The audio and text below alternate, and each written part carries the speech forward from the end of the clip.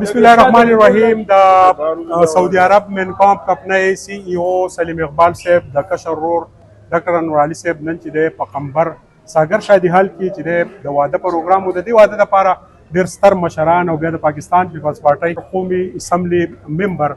اغا رفیع الله صاحب هم په خصوصي توګه شرکت کړی دی. سر تاسو د سواد په خاوره هرکلی وایو واده لرالی سئ او محسوس کړه د سواد هوا د سواد باران د سواد موسم. مننه ډیره مننه او خبره داسې ده چې زه د ستا په انټرو کې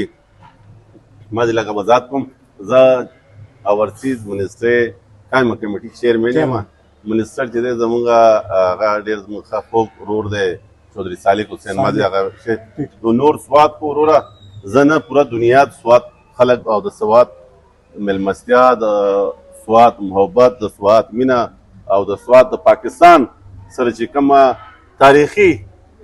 د والي سواد نو د سواد یو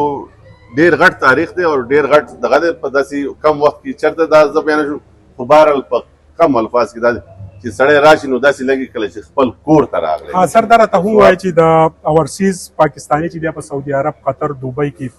چې دی د ملک اکانمي مضبوطۍ په دې کې د سلیم اقبال او د منکام کمپنۍ یو لوی کردار دی چې 14,000 خلکو له باعزته روزګار ورکړی د هغوی د کور چولې چې دی بلیږي نن د هغه د رور په واده کې شرکت کړی دی د سلیم اقبال صاحب د منکام کمپنۍ په حواله سره د هغه وجه ګوره د سلیم اقبال صاحب خدمات په اعتراف کې